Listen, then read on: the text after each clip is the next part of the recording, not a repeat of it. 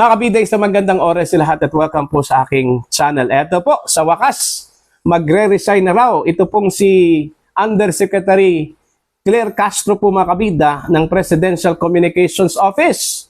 Ito po yung kanyang kumpirmasyon po. Matapos pong naglabas po ng memorandum, ito pong si Secretary Dave Gomez, mga kabida, ng PCO, na gusto po niyang lahat ng mga appointees po ng PCO, mga kabida, o sa ilalim po ng PCO, dapat mag-submit po ng courtesy resignation. Eto po, kumpirmado po ito mga kabida sa balita mula sa The Manila Bulletin. Ang kanilang headline, Castro to submit courtesy resignation as PCO reorganizes. Ayan. Eto, babasahin ko lang po. Communications Undersecretary Claire Castro confirmed that she will submit her courtesy resignation in line with the reorganization of the Presidential Communications Office of PCO under newly appointed Acting Secretary Dave Gomez. Castro said she was one of those filing the resignations, as is customary when a new head takes over as executive agency.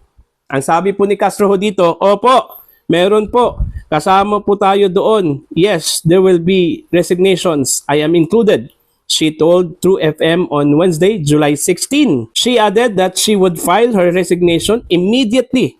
Na yung araw daw, mga kabida, The move allows Secretary Gomez, who took his oath last week, to reorganize his team and appoint staff he feels are best suited to implement the administration's communication agenda. Ang sabi po ni Castro, para mabigyan din po siya ng leeway na makapagpili kung sino po ang mga tao na pwede niyang makasama. Ayun, yung sabi po ni Undersecretary Claire Castro po mga kabida. Ngayon, ang tanong, matutuloy kaya ang pag-alis ni Undersecretary Claire Castro? Okay? Tatanggapin kaya ni Secretary Dave Gomez yung resignation ni Claire Castro po mga kabida? Yun yung malaking tanong po. Ako, duda po ako dyan duda po ako dyan talaga, yung courtesy resignation kasi mga kabida, tama yung sinabi ni Undersecretary Castro, customary yan, Every time, pag meron pong bagong head ang isang ahensya po ng gobyerno, depende yan ng leader o ng head po, yung bagong appointee, kung i-implement niya yung reorganization po, Meron ding mga bagong leader po o bagong head po ng ahensya na status quo po mga kabida, meaning kung sino yung mga current roster of employees po at officials, hahayaan na lang po niya yun. Pero dito ho sa PCO, ito po yung ini-implement po ngayon, mga kabida ni Secretary Dave Gomez. Siguro gusto po niyang malaman kung sino yung nagtatrabaho, sino yung nag-perform po mga kabida, At sa mga nag-perform, baka po bibigyan po niya ng chance na mananatili po mga kabida. Pero yung mga hindi ho nag-perform, sigurado po tayo dyan na babay talaga mga kabida. Pero dito po sa case po mga kabida ni Yusek Claire Castro, anong sa tingin po ninyo? Maganda ba yung kanyang trabaho po mga kabida? Yung kanyang performance po? Para sa akin po mga kabida, from the Malacanang vantage point po mga kabida, maganda yung kanyang trabaho kasi pinainis niya yung mga kalaban po niya, Lalong-lalo na po ito pong mga pro Duterte supporters po mga kabida, Okay? Pinagalit po niya yung mga kalaban po sa politika ng administrasyong ito.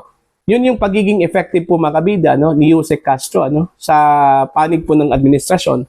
Pero kung titingnan mo yung resulta po mga kabida, effect po dito sa taong bayan, sa bansa, mga kabida, hindi po maganda, Hindi po maganda.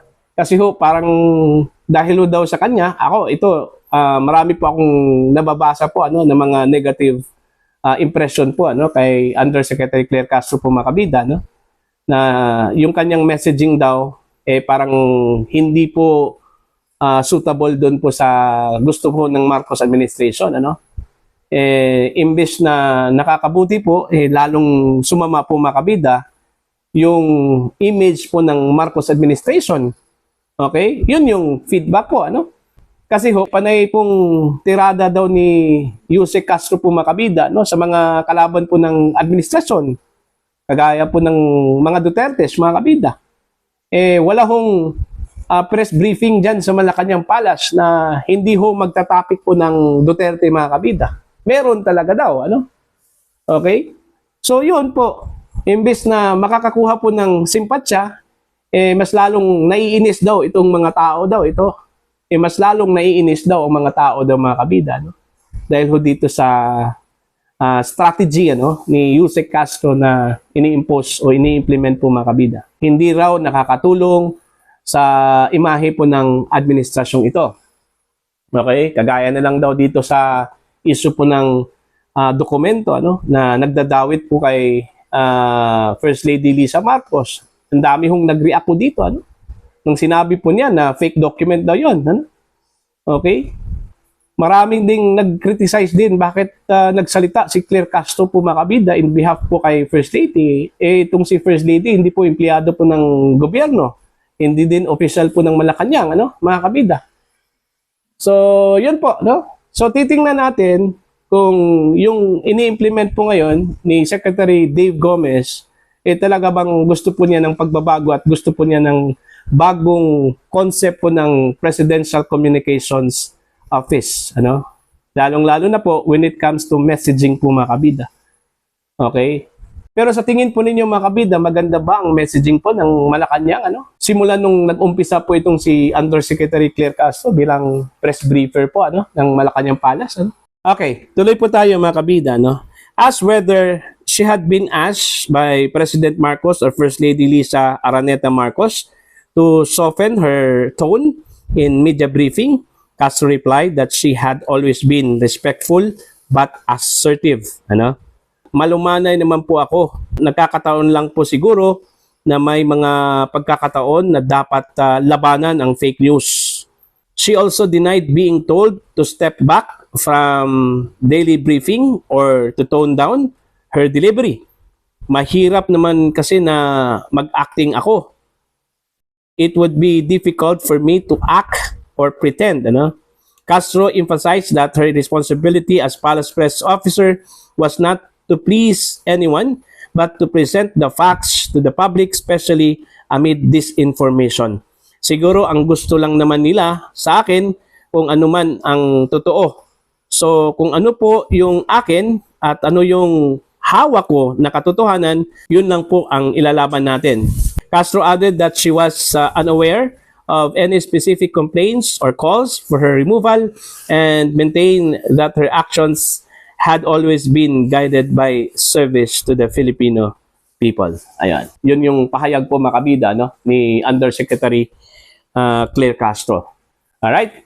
So, sa aking punto de vista po dito, mga kabida, no, sa pananaw ko lang po ito, mga kabida, kung maganda ba ang performance ni Undersecretary Claire Castro, sa vantage point po ng Malacanang po, mga kabida, effective. Ito pong si Castro kasi marami hong naiinis sa kanya eh. Lalong-lalo na po itong mga kalaban po sa politika, no? Kalaban po ng administrasyon po, mga kabida. Okay? Lalong-lalo na po ito pong mga supporters po ng mga Duterte, ano? Kasi mantakin nyo, panay Duterte, halos lahat ng press briefing dyan, may Duterte talaga, no? Na topics po. Hindi ho mawala yung Duterte na topic po dyan, mga kabida. Okay? Kaya nga, sa vantage point po ng Malacanang, effective. Very effective ito pong si Castro, ano? Pero sa pananaw po ng mga ordinaryong Pilipino, mga kabida, hindi po epektibo, ano? Ang impression kasi ng mga tao sa kanya, ano? Palaaway, maraming nagsabi na sinungaling daw, hindi daw nagsasabi po ng totoo, ano? Yun yung impression po, ano, sa kanya, mga kabida. So titingnan lang po natin kung ano pong magiging action po, mga kabida, at discretion po, ano, ni Secretary Dave Gomez kasi siya yung pwede hong magpasya po dito, ano, kung mananatili ba ito pong si Yusek Castro o bibitawan po ito, mga kabida. Magdedepende kasi yan, ano, sa gustong style, ano, ni Dave Gomez sa kanya hong pamumuno bilang Presidential Communications Office Secretary po, mga kabida. kanya-kanya kasi yung style no ng mga PCO secretary po ano. Kagaya na lang pong dating secretary po na si J. Ruiz, iba yung kanyang style ano. Iba din yung style po ng mga naunang mga PCO secretary ano, mga kabida. At most likely iba din yun siguro yung style po ni Dave Gomez ano, mga kabida. Okay, pwede ding yung style po ni Yusek Castro ay hindi po suitable sa panlasa po ni Dave Gomez ano. Pwede ding kung ano yung style po na ipinakita po ni Yusek Castro po, mga kabida, same sila po ng style ano, ni Dave Gomez. So magdedepende po yan sa magiging pasya po ni Dave Gomez po, mga kabida, kung i-retain po niya ano, ito pong si Yusek Claire Castro po o i-reject po niya ito ano. Pag tatanggapin po niya, that means babay na Yusek Claire. Pero kung i-reject po niya ito, mga kabida, that means mananatili po itong si Undersecretary Claire Castro po, mga kabida, sa kanyang trabaho bilang press officer. Para po sa inyong opinion at pananaw, please comment down. Sa mga hindi pa po subscriber sa aking channel, please subscribe. Just click the subscribe button, click the notification bell, click all para updated po kayo, mga kabida, sa aking mga uploads. Maraming salamat po sa inyong lahat.